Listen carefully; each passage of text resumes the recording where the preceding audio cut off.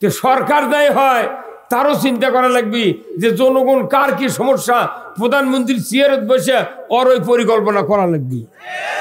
কিন্তু সব প্রধানমন্ত্রী দেখেছি ওরা পরিকল্পনা করা বাদ দেয়, খালি মারা খাওয়া। হ্যাঁ, কথা বল না, মারা খাওয়া বন্ধ করতে হবে এইবার। কারা কারা রাজি আছেন দু হাত তুলে দেখা। লিল্লাহে তাকবীর, নারাই তাকবীর। আল কোরআনের আলো, আল কোরআনের আলো, কোরআন হাদিস যেখানে, আমার নেতা তোমার নেতা। লিল্লাহে তাকবীর। এতক্ষণকে বোঝা গেল এটি শোভা হচ্ছে কি? তেনার আরেকটি গুণ যে উনি যে মসজিদের ইমাম, সেই মসজিদে 1 রাকাত নামাজ পড়লে কত রাকাতে সওয়াব? আচ্ছা, এর কারণ কি জানেন আপনারা? রাজশাহী কৃষি উন্নয়ন ব্যাংক আছে, ওখান থেকে যদি কেউ লোন নেয় আরো 15 টাকা করে 60 টাকা করে মাসে সুদ দেওয়া লাগে। আপনার এই মোকামতলাতে কৃষি উন্নয়ন ব্যাংক আছে, এখান থেকে নিলেও ওই 15 টাকা 60 টাকা। সব ব্যাংকেরই নিয়ম এক। তাহলে ওই মসজিদের 50,000 রাকাতের সওয়াব, আর আপনাকে 27 কে, এটা বোঝা লাগবে না? সেটা বোঝানোর জন্য এটি হচ্ছে আপনাকে। এখন ওখানে 50,000 রাকাত কেন? ওই মসজিদের মিম্বরে বসে রাসূলুল্লাহ কোরআন দিয়ে 10 বছর 12.5 লক্ষ বর্গমাইল শাসন করেছেন।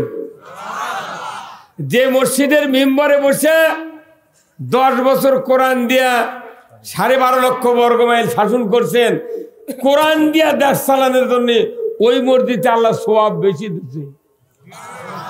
আর আমাদের বাংলাদেশে লিখেছে কি, মসজিদের পশ্চিম দেওয়ালত বারান্দাত লিখেছে মসজিদে দুনিয়াবি কথা বলা নিষেধ। ই দুজগৎ বাঁচে থাকতে চলে গেছে, এই কথাটাই লিখেছে। ওই বাঁচে থাকতে দুজগৎ চলে গেছে। হ্যাঁ, কথা বলে গা। নবী দুনিয়া চালালো মসজিদ থেকে, সেই দিনে মসজিদ 1 রাকাত নামাজ পড়লে 50,000 রাকাতের সওয়াব। আর আমরা যে মসজিদে ইমামতি করি, সেই মসজিদের মুতাল্লি এখনো দোয়া কুনুত মুখস্থই করেনি। যে মসজিদের মুয়াজ্জিন আযান দেয়, এই মসজিদের মুয়াজ্জিনের আযান শুনে গায়ের মানুষ আসে, মুয়াজ্জিনের বেটারা আসে না। তাহলে সওয়াব হবে? মসজিদে ইমামতি করে, ইমামের বউ পর্দার থাকে না। কতক্ষণ মেলা বক্তা বক্তৃতা করে, বক্তার বেটা গাঁজা খায়, এগুলোর বক্তৃতা সওয়াব হবে? এই জন্য ওই মসজিদের আদলে আমার দেশের মসজিদগুলো তৈরি করতে হবে, কথা ঠিক কিনা? মসজিদে যখন দুনিয়ার শাসনের কথা হবে, ওই মসজিদে আল্লাহ সওয়াব বেশি করে দেবে। কিন্তু এই দেশে ইমামরাই মানা করে না, দুনিয়ার কথা কবে না, খালি আখিরাতের কথা, আকাশের কথা কও। ওই ইমামক তখনই তাড়ান লাগবে, উইও মরবি, মসজিদ কমিটিকেও মারবি। কথা কি বেদার হলেন? এই হুজুর মুখ ঢাকি দেন কে আপনি? 4 বছর বয়স মুখ ঢাকার কারণ কি? ওই করছে যে মুখ না দিলে চিনবের ভাবি মোতাল্লি ওর কাছে বসে আছে। রাসূলের আর একটি গুণ, তিনি হলেন তাম পৃথিবীর একজন সফল রাষ্ট্রনায়ক। সবাই বলেন ঠিক কিনা? আরো জোরে ঠিক। রাসূলের নেতৃত্ব যদি কেউ মেনে নিতে না পারে, 99.% ইবাদত আল্লাহর দরবারে কবুল হবে না। কোরআন এবং হাদিস পড়ে আমরা যা বুঝেছি, আল্লাহর আনুগত্য, রাসূলের নেতৃত্ব। কতক্ষণ? এই হুজুর কতক্ষণ না আপনি? আল্লাহর আনুগত্য, রাসূলের নেতৃত্ব পৃথিবীর জমিনে সর্বোচ্চ স্থান দিতে হবে। কিন্তু আমাদের দেশে এই দুইটা স্থান দেয় না, স্থান দেয় ছোট নেতা। কয় অমুক নেতার চরিত্র ফুলের মতো পবিত্র, নামাজ পড়ে না 1 ওয়াক্ত, গাঁজা খায় 5 ওয়াক্ত। হ্যাঁ, কতক্ষণ? আবিয়া রসুলের নেতৃত্ব যারা মেনে নিবে তারা আল্লাহর জান্নাতি হয়ে যাবে। আপনারা কি মেনে নিতে রাজি আছেন? তাহলে আমাদের বলতে হবে আমার নেতা তোমার নেতা বিশ্বনবী মুস্তাফা, পৃথিবীর সবচেয়ে মডেল আদর্শ রসুল সাল্লাল্লাহু আলাইহি ওয়াসাল্লাম। আমার আল্লাহ কোরআনে বলছেন লাকাদ কানা লাকুম ফি রাসূলিল্লাহি উসওয়াতুন হাসানা লিমান কানা ইয়ারজুল্লাহা ওয়াল ইয়াউমিল আখির। আল্লাহু আকবার। কেউ কি আসো, আল্লাহ নিজে বলছেন, কেউ কি আসো বান্দা তোমরা আখিরাতের আযাব থেকে বাঁচতে চাও, তাহলে রসুলের আদর্শকে গ্রহণ করো। সুবহানাল্লাহ। রসুলের আদর্শ গ্রহণ না করে নেতার আদর্শ গ্রহণ করে। নেতা দেখা কোট গাঁত দেয়, ইয়ংকে কোট গাঁত দিছে। পীর দেখা বাবরি রাখিছে, উয়া বাবরি রাখিছে। হ্যাঁ কথা কন না কা? একমাত্র রসুলের আদর্শ ছাড়া কারোর আদর্শে মুক্তি নাই, নাজাত নাই। আমরা মানতে মেনে নিতে পারবো না। এদেশের মেম্বার থেকে শুরু করে যারা জনগণের ভোটে নির্বাচিত হন, এই লোকগুলি যদি রসুলের সফল রাষ্ট্রনায়কের আদর্শ মেনে নিতে পারত, আমার দেশে চুরি হতো না, আমার দেশে জানা হতো না, আমার দেশে ঘুষ থাকতো না, আমার দেশে দুর্নীতি থাকতো না, আমার দেশে মসজিদগুলিতে জুতা চুরি হতো না। বাংলাদেশে এত পুলিশ, এত বক্তা, এত মসজিদ, 90,000 মাদ্রাসা, তাও জুতা মসজিদের মধ্যে নিয়ে যা সামনে রাখা লাগে। আবার কোনো কমের চোখ মুজে নামাজ পড়ে, শেষদের থেকে উঠে চোখ মেলে দেখে জুতো আছে নাকি। হাইরে দেশে মসজিদে জুতার পাহারা দেওয়া লাগে, আবার নামাজও পড়া লাগে। আবার আপনাদের শিবগঞ্জের আলাদিপুর গতবারে সভা করছি, হুন্ডা একজন প্যান্ডেলের বাইরে রেখে আধা ঘন্টা শুনেছে দ্বিতীয় বক্তার বক্তৃতা। আমি ছিলাম প্রধান বক্তা। আধা ঘন্টা পর আসে দেখে হুন্ডা নেই। কর্তৃপক্ষ চলে গেছে থানা, ছাড় হুন্ডা চুরি হচ্ছে, কি করা যায়? কত তুই সভা করবেন, কে কথা? আমাকে দেখো সভা করাই অপরাধ, আর গান করা মর্দের কাম। বাংলাদেশে এইবার ফকিন্নও সভা করছে, কোনো অনুমতি লাগে না। আর যে দেশে 92% মুসলমান, সেই দেশে অনুমতি ছাড়া মাহফিল করতে দেয় নাই। আমরা আবার বক্তৃতার মঞ্চ উঠলে কয় হুজুর দেখে শুনে কথা কবেন। তাও কয় কি আমার ছেলের বয়সও লয়, 1.5 জুম্মা বয়স, সেগুলো নেতা এসে কয় দেখে শুনে কথা কবেন। আবার কেউ কেউ মাইক পিস ছড়ে দিয়ে কয় কানের পট্টি গরম করে দেব, তাই এখন গরম করে দেয়। আয় রে আয় আয়,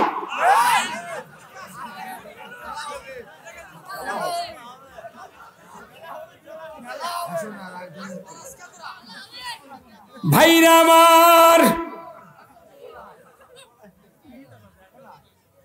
রাসূলের নেতৃত্ব আমাদেরকে মানতে হবে। আমরা কারো নেতৃত্ব মানতে রাজি নই। মুক্তি যে পথে, নাজাত যে পথে, সেই পথ ছাড়া আমরা কারো পথে যেতে রাজি নই। কি কথা কি ভাইরা আমার? কোরআনুল কারীম আজ থেকে ১৫০০ বছর আগে আল্লাহ তাআলা নাজিল করেছেন আমার আপনার রসুলের উপর। আল্লাহর নবী জন্ম নিলেন মক্কাতে, মায়ের পেটের 6 মাস বয়স, বাবা দুনিয়া থেকে বিদায় হয়ে গেলেন, কথা ঠিক কিনা? 6 বছর বয়সে বাবার কবর জিয়ারত করতে গিয়া মাকে হারালেন। 7 বছর বয়সে দাদাকে হারালেন, কথা ঠিক কিনা? বাবা নাই, দাদা নাই, মা নাই, অসহায় এতিম। আস্তে আস্তে রসুলের বয়স বাড়তে থাকলো।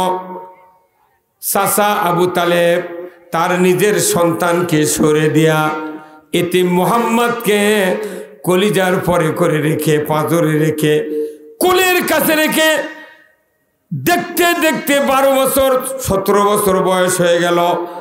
মুহাম্মদ সাল্লাল্লাহু আলাইহি ওয়াসাল্লাম তখন নবুয়ত পান নাই, শুধু মক্কার এতিম, অসহায়, বিধবা, গরিব, সাধারণ মানুষের কষ্ট দেখার পর এত ব্যথা অনুভব করতে লাগলেন। মানুষগুলিকে যেভাবে নির্যাতন করা হচ্ছে, এই নির্যাতন থেকে বাঁচার জন্য উনি হিলফুল ফুজুল গঠন করলেন। উনি 17 থেকে 23 বছর পর্যন্ত চেষ্টা করলেন, কোনো সুরাহা করতে পারলেন না। মক্কাতে দুর্ভিক্ষ দেখা দিল, ভাত নাই ঘরে, খাবার নাই। কুরাইশ বংশ এত দামি বংশ, এই বংশের লোকেরা এত অভাবগ্রস্ত হয়ে গেল, দিন যায় না। হযরতে আবু তালেবের বাড়িতে সন্তানগুলি এতিম মুহাম্মদকে নিয়ে কষ্টে দিন যায়।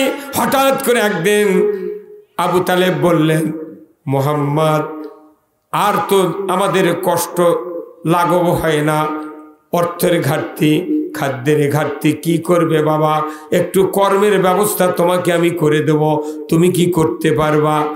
মুহাম্মদ বললেন, চাচা আপনি যে কাজ করতে বলবেন আমিও সেই কাজ করতে পারবো। জোরে কন্যা মারহাবা। বয়স দেখতে দেখতে 24-এ পদার্পণ। আবু তালেব মক্কার ধনী ধনী মানুষের কাছে দাঁড়ে দাঁড়ে ঘরে, আমার একটা ভাতিজা আছে, তাকে আমি চাকরি রাখবো, কে আসো তোমরা নিবে? ঘুরতে ঘুরতে ঘুরতে মক্কাতে 7 জন ধনী মানুষের ভেতরে 3 নাম্বার ধনী ছিলেন হযরত খাদিজা। কয় নাম্বার ধনী? 3 নাম্বার ধনী মানুষ। একজন স্বামী তালাক দিয়েছে, আর একজন স্বামী বিধবা মারা গিয়েছে, বিধবা হয়েছে। এত ধনী, বিশিষ্ট ধনী জনের ভেতরে 3 নাম্বার। আবু তালেব তাকে দা বললেন, ও মা খাদিজা, তোমার বাড়িতে আমি একটা রাখাল চাকরি রাখতে চাই, তুমি কি রাখবা? খাদিজা বললেন, কে সেই রাখাল? বলে আব্দুল্লাহর বেটা এতিম মুহাম্মদ। বলে সে না খুব ভালো চরিত্রবান, এত শক্তিশালী আমি শুনেছি, তাকে তুমি চাকরি রাখবে কেন? কয় অভাব, আমার ছেলেদেরকে ভাত দিতে পারি না, তাকে আমি কি কষ্ট করে খাওয়াই, এই জন্য অর্থের দরকার, তুমি যদি একটু রাখতে পারতে আমার একটু কষ্ট লাঘব হয়ে যেত। খাদিজা বলে তাহলে নিয়ে আসেন। যখনই নিয়ে যাচ্ছে, রসুলের চেহারা দেখে খাদিজার 5-8টা পাত দিক চলে গেছে। আল্লাহু আকবার। কুরাইশ বংশ সবচেয়ে ধনী বংশ, ওই সময়কার দামি বংশ, সেই বংশের সোল যাচ্ছে চাকরি করবে। আর কিসের চাকরি? রাখালি। এই দেশের বড় বড় ফ্যামিলি নাই, তালুকদার মন্ডল, এরা যদি গরিব হয়ে যায়, মানুষে ভাই চাকরি লাগলে মানুষের কাছে মাথা নত করে থাকে না। ভাইরা আমার, খাদিজার বাড়িতে লেগে দিল। একদিনের ঘটনা, সকালবেলা খাওয়া দাওয়ার পর দুম্বা নিয়ে, ছাগল নিয়ে মুহাম্মদ মাঠে মরুভূমির ভেতরে চলে যাচ্ছে। হঠাৎ করে খাদিজা জানালাত বসে থেকে দেখতেছে মুহাম্মদ কোন দিকে যায় দেখি না। জানালে দিয়ে দেখে হাতে ছাতা নাই, মাথায় কাপড় নাই, অথচ ছায়ার ভেতর মুহাম্মদ হেঁটে হেঁটে সামনের দিকে যায়। প্রথম দিন দেখার পর উনি গুরুত্ব দেন নাই, দ্বিতীয় দিন দেখলেন গুরুত্ব দিলেন না, তৃতীয় দিনের মাথায় একই দৃশ্য দেখে উনি বাড়ি থেকে বের হয়ে মরুভূমির প্রান্তরে চলে গেলেন। গিয়া দেখেন মুহাম্মাদের মাথায় কাপড় নাই, ছাতা নাই, কে ছায়া দেয়? সূর্যের দিকে তাকে দেখে একখণ্ড মেঘ সূর্যের সামনে ছাতার মতো দাঁড়িয়ে আছে। নবী মুহাম্মদ তখন রসুল ছিলেন না, মাত্র 24-24.5 বছর বয়স। দেখতে দেখতে 25-এ পদার্পণ। এমন একজন যুবক আমার বাড়িতে চাকরি করে, হাতে ছাতা নাই, মাথায় কাপড় নাই, ছায়া দেয়। মুহাম্মদ দৌড়ে যখন যায় ছাগল খেদাতে, তখন মেঘের ছায়াও জোরে যায়, যখন আসতে যায় তখনও মেঘ আসতে যায়। কে চালায় মেঘ? এই চিন্তা ভাবনা করে ওই সময়কার কিছু লোক ছিল মক্কায়, তারা মুশরিক, আল্লাহকে মানত, তারা আল্লাহর রুবুবিয়ত মানত, কিন্তু আল্লাহর আইন মানত না। নিশ্চয় তাহলে এই আকাশের মালিক এই ম্যাপটা সেট করে দিয়েছে। সুবহানাল্লাহ। 3 দিন দেখার পর মুহাম্মদকে বললেন, ও মুহাম্মদ, আগামীকাল রাত্রিতে আপনার সাথে আমার কথা, এই কথা আপনাকে এমন নিরালায় বলবো দুনিয়ার কেউ যেন জানতে না পারে। মুহাম্মদ বললেন, ওগো মুনিব, আমি আপনার বাড়ির চাকর, কেন মানুষ শুনলে কি সমস্যা? আমি অন্ধকার ঘরে আপনার কথা শুনতে রাজি নই। আর এখনকার যুবক হলে দুয়ার টোল লাগে দে, কথা কেন দুয়ার লাগে দে। চরিত্র কারে বলে ধরে কোন? আল্লাহু আকবার। দরজা খুলে দিয়া বাহিরে বাড়ির ভেতরে বসিয়া খাদিজা বললেন, ও মুহাম্মদ, কয়েক মাস হলে তুমি আমার বাড়িতে আসো, আমার বড় একটা আশা। যেদিন থেকে আমার বাড়িতে পা দিয়েছো, ছাগলের দুধ বেড়ে গেছে, বাচ্চা বেড়ে গেছে, দুম্বারও পাল বড় হয়ে গেছে। অতএব মুহাম্মদ, তোমার পা দেওয়ার কারণে আমার ব্যবসায় বরকত দিয়ে দিয়েছে। কে দিয়েছে? তখন মুহাম্মদ সাল্লাল্লাহু আলাইহি ওয়াসাল্লাম বললেন, তখন তো নবী হয়নি, কোন আপনি কি করবেন কোন তো তাড়াতাড়ি। হ্যাঁ, খাদিজা বললেন, মুহাম্মদ, আমি তোমাকে চিরসাথী হিসেবে গ্রহণ করতে চাই। চিরসাথী যখন কথা মুহাম্মদ সাল্লাল্লাহু আলাইহি ওয়াসাল্লাম বুঝবার পারেনি, কোনা ভালো করে ভাঙ্গে এখন কথা, আমি তোমার স্বামী হিসেবে গ্রহণ করতে চাই। সুবহানাল্লাহ। 3 নাম্বার ধনী মক্কার মধ্যে সেই বিধবা মহিলা কসে যে তোমাকে বিবাহ করতে চাই। তখনই মুহাম্মদ সাল্লাল্লাহু আলাইহি ওয়াসাল্লাম বলছেন, মুনিব, আপনি আমার মুনিব, আমার দুনিয়াতে কেউ নাই, বাবাকে দেখি নাই, 6 বছর বয়সে মাকে হারিয়েছি, দাদা 7 বছর বয়সে দুনিয়ার থেকে বিদায় হয়েছেন, আমার প্রাণের চাচা আবু তালেব আমাকে লালন পালন করছেন, কর্মের জন্য আপনার বাড়িতে রেখে দিয়েছেন। ওগো মুনিব, আমার ওই চাচার কথা ছাড়া, পরামর্শ ছাড়া একটা কথা আমি আপনাকে বলতে পারবো না। বাপ নাই, মাও নাই, দাদা নাই, ওই খালি স্বীকার করলে আর বাধ্য হয়নি কিছু। আর বাংলাদেশের যুবকেরা, এই গাঁয়ের একটা বৃদ্ধা মহিলা 40 বিঘা জমি, মোকামতলা একটা বাসা, বগুড়া একটা বাসা, শিবগঞ্জ একটা বাসা, 4টা গাভী আছে, অস্ট্রেলিয়ান গাভী। ওই মেয়ে যদি খালি কয়, ভাই 16 বছর বয়স তোর রে, তোর পছন্দ হতো আমার, তোকে আমি বিয়ে করবো, তুই কি করতো? তখনই কবে ওর বাপ আছে, দুলাভাই আছে, ভাই আছে, দাদা আছে, নানা আছে, কাকু কবে না, উনি কবি সিএনজি বগুড়া যায় কোটত, যা লটারি খেলা দেখ কাবিল করবি, দেরি করবে না। কিন্তু আদর্শ কারে বলে? কতক্ষণ এই দেশে এমনও যুবক আছে, আপনাকে দিব নাই, আমাকে ওদিকে আছে, খালি বাপক আছে, আব্বা আমি উমুকের বিটিক বিয়ে করবো। তোর বাপে কথা এক কানসার চরমার বদমাইশ, ওর বিটিক বিয়ে করবি মানে তুই এখনো নিজের পায়ের উপর দাঁড়াসনি। কেউ কি শুয়ে থেকে যাচ্ছে? 18 বছর বয়স হয়ে গেছে বেটার, তুই তাও বিয়ে দিচ্ছে না, করছে তুই নিজের পায়ের উপর দাঁড়া, তুই কি শুয়ে থেকে গোর পেরে যাচ্ছে? এই কথা কোন 18 বছর যে বয়স হতে যাচ্ছে যুবকের, বাপের দায়িত্ব ওর সাথে সাথে বিয়ে দেওয়া। তাছাড়া ওই টাচ মোবাইল নিয়ে শুয়ে থাকবি, রাত্রে কোনোদিন ঘুম পারবে না।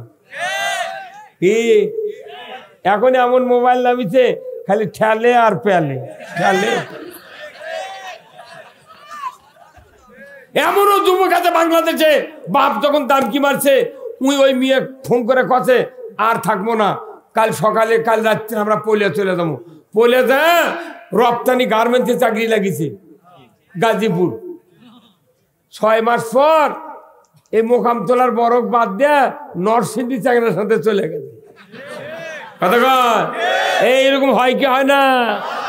আবার যাই বিয়ে করেনি, খেপে চলে গেছে, গার্মেন্টসের চাকরি করে খামো, তা তোর বাড়ির থাকবো না, বিয়ে করবার তার তুই বিয়ে দিলু না কে? উই যায়া 6 মাস চাকরি করার পর একদিন রাত্রে গাই বাসুলিয়ে চলে যাচ্ছে। এই কথা কর, এই কি কথা কি?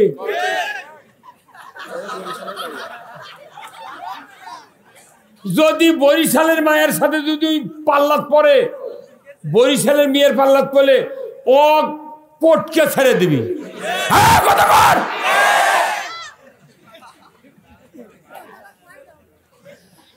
ভাইরা আমার, ও যুবক ভাইরা, রসুলের 25 বছরের চরিত্র যদি আমার দেশের যুবকেরা ধরতে পারতাম, আমার দেশে মা বাবাকে কষ্ট দিয়া ইচ্ছা মতো কেউ বিবাহ করতে পারতাম না।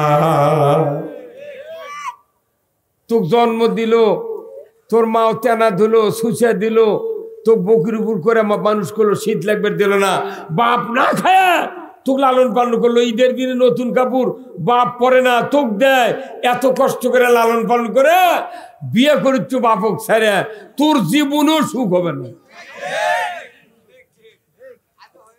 হ্যাঁ, মরদে ওই বুঝতে পারছি কথা কন। ও যুবক ভাইরা, রসুল বলছেন যারা পিতা মাতার মতের উপর বিবাহ করবে এরা জীবন ভর সুখী হবে, যেরকম আল্লাহু আকবার। আর যারা মতের বিরুদ্ধে বিয়ে করবি এর সংসার জীবনে চারেনার সুখ হবে না।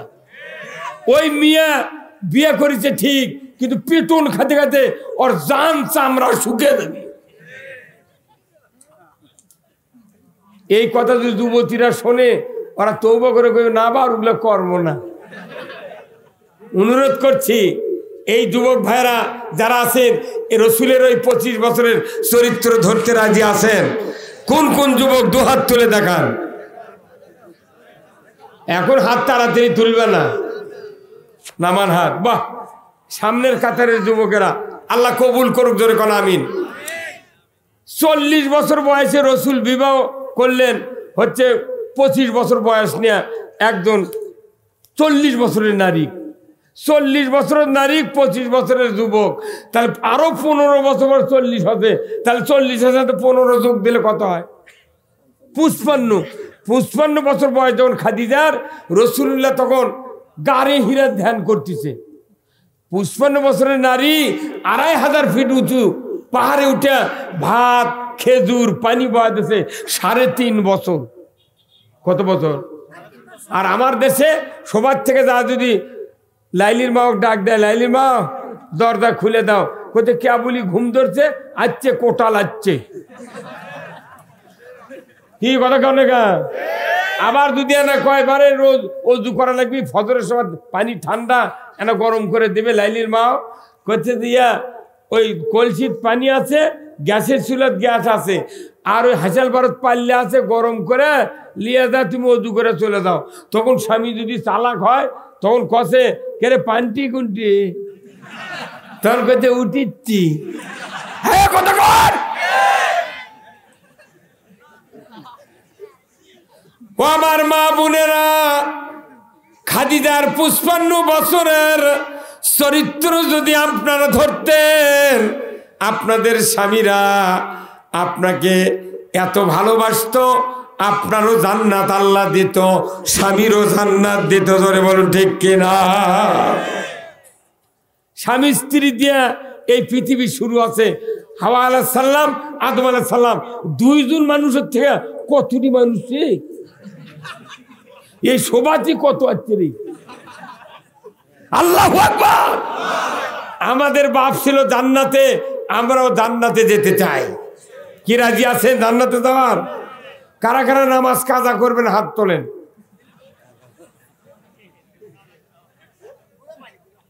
কে বুঝতে পারেনি? কারা কারা নামাজ কাজা করবেন হাত তুলে করছি? একজনও তোলেনি, সব নামাজ আদায় করবি। তুমি বোঝনি, ওরা বুঝার পরে হাত তোলেনি। কথা কন না? আজ এখানে যত বাবা আছেন অবশ্যই বাড়ির 4 জন 2 জন 3 জন করে বেটা নাই, এই জোরগান আছে না?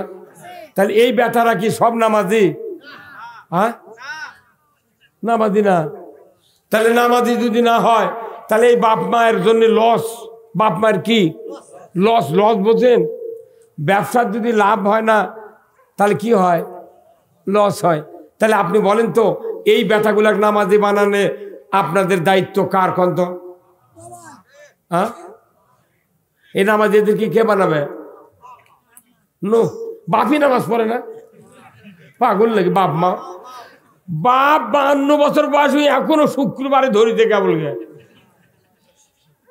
যার সন্তানেরা ছেলেরা নামাজি নয় এই পিতামাতার লস, আর যার সন্তান নামাজি ওই পিতামাতা মরে গেলেও লাভ। আল্লাহর নবী বলেছেন পিতামাতা দুনিয়ার থেকে বিদায় হয়েছেন,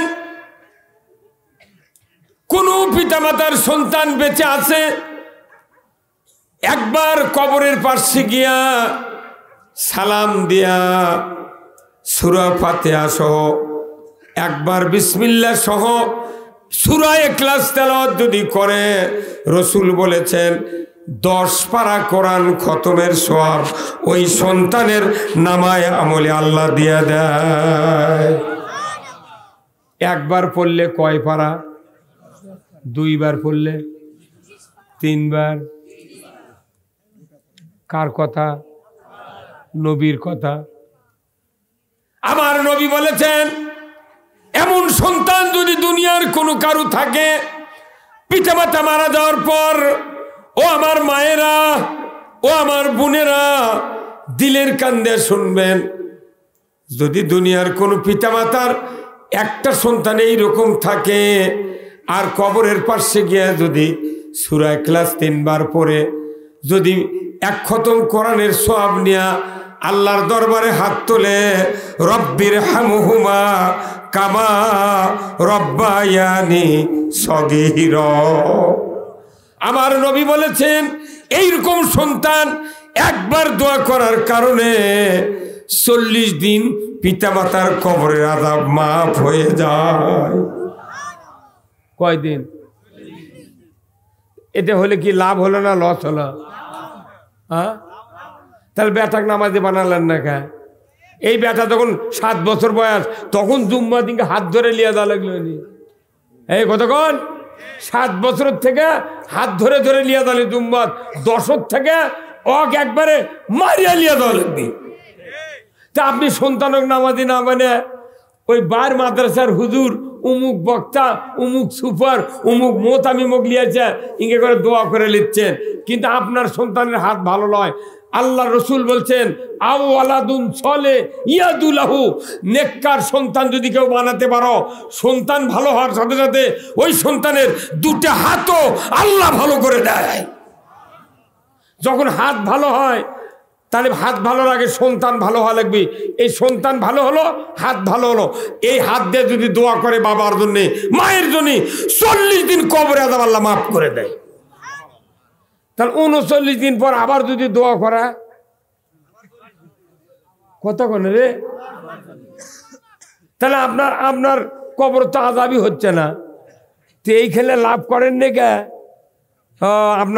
আপনার মাও খুঁজছিল বা এনে লাতি বউ দেখবো বেটা কেন বিয়ে দি, দাদি কয় না যে আমার লাতি কেন নামাজি বানা, এই কথা কয় না, ওই লাতি বউ দেখে মরবে যাচ্ছে। তুই যে লাতিক বিয়ে দেবো, লাতিক ডুব দেওয়া শিখাত কথা কয় না কা? গোসলের ফরজ কয় না? এই কটা মেলা আমার খবরই বাড়িচ্ছে না, কেউ কেউ মনে মনে করে 6টা বোধ হয়। আরে আজকে বাংলাদেশের দাদিরা লাথি বউ দেখবার চায়, কিন্তু ডুব দেওয়া লাথি শিখাইনি, দাদিও শিখেনি। তো দাদি করছে 9 টন গোসলা গামছা লিয়া বাড়া, অত সদালয় নাতি তৈরি করা লাগবে। যারা সন্তানকে নামাজি বানাবে, আল্লাহর ইজ্জতের কসম, সন্তান যদি দোয়া করে শিকারীর গুলি মিস হবে, একটা দোয়া মিস হবে না। এইরকম বেটা বানানোর জন্য আল্লাহ দায়িত্ব দিয়েছে কাদেরকে? বাপকে নয়, তবলিগ নয়, জামাত নয়, আওয়ামী লীগ নয়, বিএনপি নয়, জাতীয় পার্টি নয়, কেউ নয়। আল্লাহ দায়িত্ব দিয়েছে কোরআনে, অমুক গোষ্ঠী যদি নামাজ কায়েম করে তবেই বাংলাদেশে নামাজ কায়েম হবে। আল্লাহ কোরআনে বলছেন সূরা আল হজ 41 নম্বর আয়াত, আল্লাযীনা ইম্মাক্কান্নাহুম ফিল আরদ আকামুস সালাতা ওয়া আতাউয যাকাতা ওয়া আমারু বিল মারুফ ওয়া নাহাউ আনিল মুনকার ওয়া লিল্লাহি আকিবাতুল উমুর। জোরে কন্না মারহাবা। আমার আল্লাহ বলেছেন, ও পৃথিবীর মুসলমান, যদি তুমি কোনো ভূখণ্ডের প্রধানমন্ত্রী হও, সরকার হও, প্রেসিডেন্ট হও, ক্ষমতায় যাও, আমি আল্লাহ বলে দিচ্ছি তুমি 4টা আইন চালু করবে। ধরে কোন কয়টা? 4টা। 1 নম্বর নামাজ কায়েম করবে, যাকাত আদায় করবে, ন্যায়ের আদেশ করবে, অন্যায়ের বারণ করবে। এই 4টা আইন যদি জমিনে চালু করো, এটা কোনো ওয়ালিল্লাহি আকিবাতুল উমুর, আমার পক্ষ থেকে সবচেয়ে বড় ধরনের একটা আদেশ দিলাম, নামাজ কায়েম করো, যাকাত আদায় করো, রুকুকারীদের সাথে রুকু করো, ন্যায়ের আদেশ করো, আর অন্যায়ের বারণ করো। যখন আল্লাহু আকবার। সরকার নামাজ কায়েম করলে গিয়ে দেশত নামাজ কায়েম হবে। কার কথা? যার কারণে বাংলাদেশে শুক্রবারে যত মানুষ মসজিদে যায় তার 10 আনা মানুষ খালি শুক্রবারে নামাজ পড়ে, আর 4 আনা মানুষ মাগরিব পড়ে আর জোহর পড়ে। ফজরের চেতন পায় না, এসার সময় পাও হয় না, আর আসরের সময় কামে আজার পায় না। এই কত বন্ধ মাত্র 2 আনা লোক জুম্মার দ্বারা যায়, 2 আনা লোক নামাজ পড়ে। কি আবার ইমাম যখন দোয়া করে শুক্রবার, আল্লাহ তুই মাফ করে দে, কুল্লু বেনামাজি কয় আমিন। কথা কোন না? আচ্ছা, জাল টাকা চলে বাজারত? চলবি? যারা নামাজ পড়েন এর দোয়াই কবুল হয় না। এই জন্য আমি অনুরোধ করব, বাংলাদেশে যদি ইসলামী সরকার কোনোদিন কায়েম হয়, এদেশে 1 নম্বর কাজ হবে 5টা গ্যারান্টি দেওয়া, খাদ্য, বস্ত্র, চিকিৎসা, শিক্ষা, বাসস্থান। এই 5টা গ্যারান্টি কোরআনুল কারিমে আল্লাহ বলেছেন সরকারকে দিতে হবে। যদি জনগণকে খাদ্য, বস্ত্র, চিকিৎসা, শিক্ষা, বাসস্থানের গ্যারান্টি দেওয়া হয়, ওই ব্যক্তি 1 ওয়াক্ত নামাজ কাজা করতে পারে না। কি ভ্যান চালে খাচ্ছে, নামাজ পড়ার টাইম নাই, অটো চালে খাচ্ছে, নামাজ পড়ার টাইম নেই। কারণ কি? সোলফল বাঁচানি কঠিন। বাংলাদেশ তাও তরকারি দেখো দাম এখন কমে, তাও বাঁচিয়েছে। কয়েকদিন কফি তো ঢালিয়া ফেলে দিয়ে গেছে, মোয়াস্তান ঢালিয়া ফেলে দিয়ে গেছে, আমি কয়েকদিন দেখেছি। সরকার যদি ইসলামী সরকার হয়, কোরআনে আছে 5টা গ্যারান্টি দেবে, খাদ্যের গ্যারান্টি, বস্ত্রের গ্যারান্টি, বাড়ি ঘরের গ্যারান্টি। আমাকে গত প্রধানমন্ত্রী একটু বাড়ি করে দিছিল, ওই 100 বছর পূর্তি গায়ে গায়ে গুচ্ছ গ্রাম করে দেয়নি ভাই? আমার গ্রামও তো 11টা ঘর করে দিতে, বাড়ি 11টা।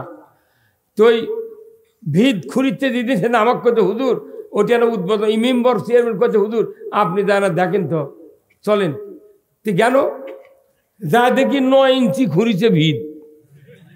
কয় ইঞ্চি? 9 ইঞ্চি ভিত খুঁড়ছে, আমার পারত খুঁড়ে করতে হুজুর এইখানে খুললে হবি। আমি কি, তুমি কি উপর থেকে নিচ মুখ লিয়ে যাবে না কোন দিক? তো করছে এটি তোরই 10 ইঞ্চি পারে, ওর উপর 5 ইঞ্চি গাঁথলো। আমি কোন এটা তো থাকবে না। কে কত উপরে মেলা, নিচে তো তুই পোঁত দিলে না, থাকবি? এই করতে করতে মিস্ত্রি গাইতে বাড়াতি দুয়ার ঢুচাই পড়ছে। তাহলে হাসিনা কি টাকা কমতেছে? এলা খালি পেট হতে দিতে। সরকার ভালো করে, কিন্তু এই দিক যখন আসে খাতে খাতে খাতে শেষে আর নেই। সরকার নামাজ কায়েম যদি করতো, মানুষকে ভালো বানাতো, আমার দেশে কোনো দুর্নীতি হতো না, আমার দেশে চুরি হতো না, আমার দেশে মানুষগুলি নামাজ কাজা করতো না। তা নামাজ কায়েমের দায়িত্ব সরকারের, কিন্তু আমরা সরকার কায়েম না করে অন্য পদ্ধতিতে বলে নামাজ পড়েন বাবা, নামাজ পড়েন, চুরি করবেন না, জানা করবেন না। কিয়ামত পর্যন্ত বক্তৃতা দিলে মানুষ নামাজ পড়বে না, কিয়ামত পর্যন্ত বক্তৃতা দিলে মানুষ জানা বাদ দেবে না, কিয়ামত পর্যন্ত নামাজ কায়েম করে হবে না। যদি বলুন ঠিক কিনা? তা নামাজ কায়েম করতে গেলে ইসলামী সরকার কায়েম করতে হবে। কার কথা? চলে যান আজকে 1500 বছর আগে। ভাইরা আমার, 1500 বছর আগে আল্লাহর নবী যখন নবুয়ত পেলেন, 12 বছর পর মেরাজে ডাকলেন আল্লাহ তাআলা, মুহাম্মদ, হে আমার হাবিব, আপনি আসুন আমার সান্নিধ্যে, আপনাকে 14টি কর্মসূচি দেব। তার 1 নম্বর কর্মসূচি হবে নামাজ। জোরে কন্যা মারহাবা। আল্লাহ নামাজ দিলেন, আল্লাহ তাআলা নামাজ দিলেন। এই নামাজ দিয়ে রাসূল পৃথিবীতে আসলেন। 12 বছর নবুয়তের পর নামাজ আল্লাহ দিলেন। মাত্র 1 বছর মক্কাতে নামাজ পড়লেন। আর এই নামাজ যখন আদায় করলেন কাবার দিক হয়ে, আমরা এখান থেকে পশ্চিম দিক হয়ে নামাজ পড়ি, রসুলের বাড়ির থেকে মাত্র 300 গজ দূরে কাবা, এই কাবার দিক হয়ে নামাজ পড়েন। ওই সময় 1 বছর মক্কাতে নামাজ পড়লেন রসুল, কিন্তু মক্কার কাবার ভেতরে 360টা দেবতা ছিল। একদিন হযরত রাসূল আকরাম সাল্লাল্লাহু আলাইহি সাল্লাম আয়েশাকে বলেন, আয়েশা, ও গো আয়েশা, আমি তো নামাজ আদায় করি কেবলার দিকে করে, কিন্তু দেখা যায় 360টা মূর্তি, আমার কষ্ট হয়, কেন দেবতার দিকে হয় নামাজ পড়ব, এইগুলি কি সরালে কি হবে? আয়েশা সিদ্দিকা বললেন, ইয়া রাসূলুল্লাহ, এখনো সরানোর সুযোগ আছে নাই, আপনি যদি সরাতে লাগেন আপনার সাথে যুদ্ধ হবে, অতএব আপনার হাতে ক্ষমতা আসুক, তারপরে আপনি সরাবেন, দুনিয়ার কেউ আর বাধা দিবে না। কথা ঠিক কিনা? কেউ, এই যে আমরা কোরআন শরীফের বক্তৃতা দিই, কোন বক্তৃতা বাংলাদেশে কায়েম হচ্ছে? মসজিদে বক্তৃতা কায়েম হয়, কারণ কি? আমাদের হাতে ক্ষমতা নেই। কি নেই? ক্ষমতা যদি থাকতো আমরা বক্তৃতা দেব যে সুদ হারাম, সাথে সাথে সংসদে সুদ হারাম করবে। কথা ঠিক কিনা? আমরা বললাম চুরি হারাম, চুরি করলে হাত কাটো, সরকার হাত কাটবে, সংসদে একটা চোর থাকবে না। ধরে বল ঠিক কিনা? হাত কাটলি চুরি বন্ধ। কার কথা? হাত কাটানো আইন না কায়েম করে আমাকে করতে হুজুর একটা মসজিদের বক্তৃতা দেন, তখন আমরা বলেছি চুরি করবেন না। ওই মসজিদে চোর বসে আছে, ওই তর করছে সুযোগ পালে হুজুরের বাড়িও ছাড়ব না। কথা কোন টাকা? বক্তৃতা দেওয়ার কথা আল্লাহর কোরআনত নাই, আছে আইন কায়েম করা। আল্লাহর আইন কায়েম করলে চুরি হবে না, জানা হবে না, নামাজ কাটা করে কেউ থাকতে পারবে না। তার রসুল এত বড় নবী ছিলেন, তারপরে মক্কার দিকে নামাজ পড়েছেন, কিন্তু দেখা গেছে 360টা মূর্তি কাবার ভেতরে। তারপরে হিজরত করলেন, উনি হিজরত করে মদিনায় গেলেন, আরো 7 বছর নামাজ পড়তেন এই দিঘা। 8ম হিজরিত যখন ফতে মক্কা করেছেন, তখন মক্কার ঘরের ভেতর ঢুকে ওই দেবতাগুলি সরিয়ে আল্লাহর রসুল কাবা ঘরকে পবিত্র করেছেন। জোরে বল ঠিক কিনা? অমুসলিমের জন্য দেবতার পূজা করা তাদের ধর্মে, তাদের কাছে সবচেয়ে জরুরি। কথা ঠিক কিনা? কিন্তু মুসলমানের জন্য হারাম। ভাইরা আমার, আল্লাহর নবী নবুয়তের দাওয়াত দিতে দিতে হঠাৎ করে মক্কার জমিনে কাফেরদের অত্যাচারে সাহাবেদের উপর জুলুম নির্যাতন শুরু হয়ে গেল। মারপিট, শহীদ করে দিল, অত্যাচার নির্যাতন। আল্লাহর নবী এইগুলি দেখে মন একটু দুর্বল হয়ে গেল। উনি একদিন কম্বল নিয়া কাবা ঘরের ছায়ার নিচে, বগলের নিচে কম্বল দিয়া চুপ করে কাত হয়ে বসে আরাম ফরমাচ্ছেন। হঠাৎ করে হযরতে খাব্বাব রাদিয়াল্লাহু তাআলা আনহু রসুলের সামনে হাজির হয়ে বললেন, ইয়া রাসূলুল্লাহ, মাতা নাসরুল্লাহ, আপনি আল্লাহর কাছে কি দোয়া করবেন না? আল্লাহর সাহায্য কি আসবে না?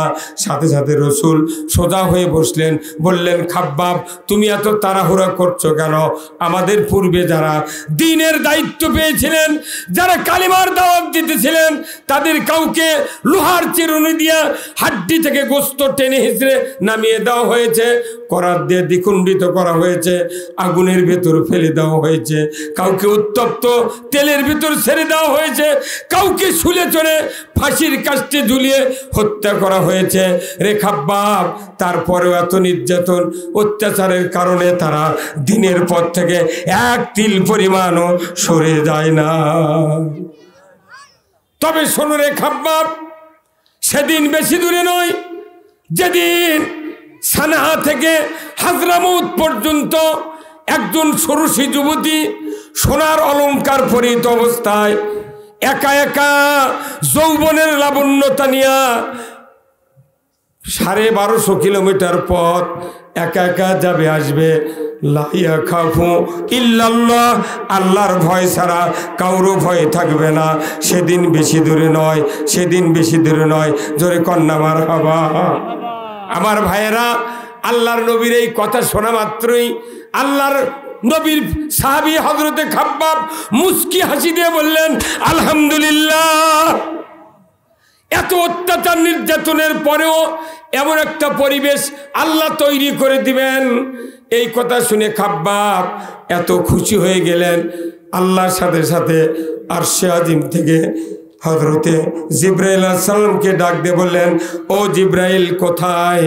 সাথে সাথে জিবরাইল আলাইহিস সালাম বললেন, লাব্বাইক, আমি হাজির। আল্লাহ জিবরাইলকে বললেন, আল্লাহ, ও জিবরাইল, মুহূর্তকাল দেরি করো না, তুমি তাড়াতাড়ি করে যাও, আমার হাবিবকে বনি ইসরাইলের সূরা একটার আয়াত তার কাছে তুমি নিয়ে পৌঁছায় দাও। আমার নবী যেন এই আয়াত পড়ে আমার কাছে দোয়া করে। জোরে কন্যা মারহাবা। জিবরাইল সাল্লাম চলে আসলেন, রসুলকে বললেন, ইয়া রাসূলুল্লাহ, ইয়া হাবিবাল্লাহ, হুজুর আপনি চিন্তা করবেন না, একমাত্র আল্লাহ তাআলা আমাকে একটা আয়াত নিয়ে আপনাকে পাঠিয়ে দিয়েছেন। আপনি যদি আয়াতটা যদি একটু তুলে যদি আল্লাহর দরবারে দোয়া করেন, আমি জিবরাইল বলছি আল্লাহ তাআলা এই নির্যাতনের পরিসমাপ্তি করে দেবেন। জোরে কন্যা মারহাবা। আল্লাহ তাআলা বললেন, জিবরাইল যাও, আমার হাবিবকে বলে দাও, ওয়াকুর রব্বি আদখিলনি মুদখালা সিদকিন ওয়া খুরজনি মুখরাজা সিদকিন ওয়াজআলনি মিন লাদুনকা সুলতানান নাসীরা। আমার আল্লাহ বললেন, হে নবী দোয়া করো, হে আল্লাহ আমাদেরকে সত্য পথের পথিক বানাও, আর আমাকে একটা ইসলামী রাষ্ট্র দান করুন, না অন্য একটা রাষ্ট্র দেয়া আমাকে সাহায্য করুন। এই দোয়া রসুল করলেন। সাথে সাথে আল্লাহ বললেন, আর দেরি নাই, মদিনায় চলে যান। মদিনায় ইসলামী রাষ্ট্র কায়েমের পর এই অত্যাচার নির্যাতনের পরিসমাপ্তি ঘটে যাবে। জোরে কন্যা মারহাবা। ওই মক্কাতে যে অত্যাচার হয়েছিল, ওই রকম অত্যাচার আমার বাংলাদেশে 16 বছর হয়েছে। জোরে বল ঠিক কিনা? এই অত্যাচার থেকে বাঁচার জন্য আমাদেরকে ইসলামী রাষ্ট্র দরকার আছে না নাই? জোরে করা আছে না নাই? এই ইসলামী রাষ্ট্র কায়েম করা দায়িত্ব আল্লাহ তাআলা নবীদেরকে দিয়েছিলেন, আমাদেরকেও দায়িত্ব এখন পালন করতে হবে। তাই আসুন, ইসলামী রাষ্ট্র ছাড়া নামাজ কায়েম হবে না, চুরি বন্ধ হবে না, জেনা বন্ধ হবে না, লটারি বন্ধ হবে না, দুর্নীতি বন্ধ হবে না, ঘুষ বন্ধ হবে না, ইয়াবা বন্ধ হবে না, বেপরদা বন্ধ হবে না, সুদ বন্ধ হবে না। দুর্বল ঠিক কিনা? তাহলে ইসলামী রাষ্ট্র হলো সব ওয়াকামের বন্দর মূল চাবিকাঠি। দুর্বল ঠিক কিনা? এই জন্য আসুন, আমরা এদেশে ইসলামকে বিজয় শক্তি হিসেবে দেখতে চাই। কারা কারা চান দুহাত তুলে আল্লাহকে দেখান। লিল্লাহে তাকবীর, নারায়ে তাকবীর। দুহাত একটু তোলেন, দুহাত তোলেন। লিল্লাহে তাকবীর। ইসলাম মানার ব্যাপারে সহযোগিতা করেছিলেন, যার কারণে আল্লাহ তাআলা আমাকে জান্নাতুল ফেরদাউস দিয়েছেন। কিন্তু কাঁদি এই জন্যে, দুনিয়ার ওই চরিত্রবান স্বামীকে মৃত্যুর পর থেকে আজ পর্যন্ত চোখে দেখি না। জান্নাত ভালো লাগে না। যদি জান্নাতে আমার ওই দুনিয়ার দিনদার ওই স্বামীকে যদি দেখতে পাইতাম, আমার চক্ষু দিয়া দেখিয়া কলিজাটা জুড়িয়ে নিতাম। জোরে কন্যা মারহাবা।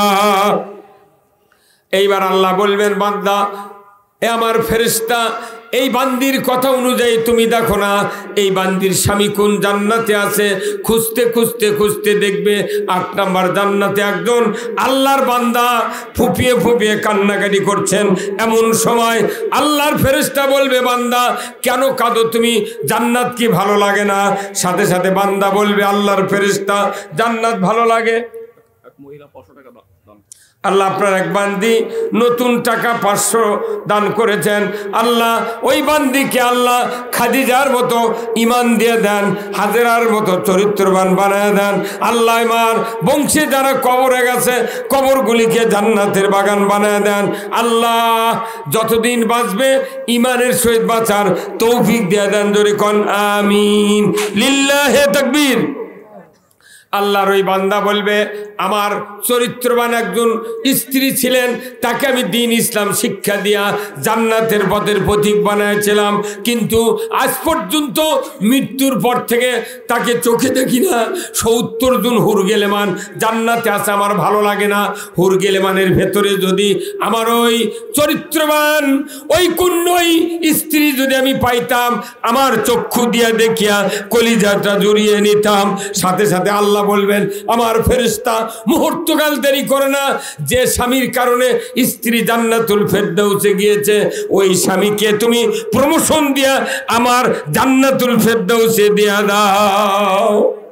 সতী নারীর পতি হায় রে পর্বতেরই চূড়া, অসতী নারীর পতি ভাঙ্গা নায়ের গোড়া, খালি পায়ে হাঁটা ভালো কষা জুতা যারো, দেশ হতে বিদের ভালো কল্যাণারি যারো। আমার মায়েরা, যার স্ত্রী বেয়াদব আক্রোশমূলক কথা বলে, স্বামীর সাথে ঝগড়া বলে, এই স্বামীর দুনিয়াতে ইজ্জত থাকে না, আখিরাতে ইজ্জত থাকবে না। এই জন্য মায়েরা, আমার বোনেরা, অনুরোধ করছি স্বামীর দাম দিবেন, স্বামীর সাথে নরম ভাষায় কথা বলবেন। স্ত্রীকে এত সুন্দরভাবে আপনাকে ভালোবাসতে হবে, স্ত্রী যেন আপনার উপর রাগ করে কোনো কথা না বলে। জোরে বলুন ঠিক কিনা?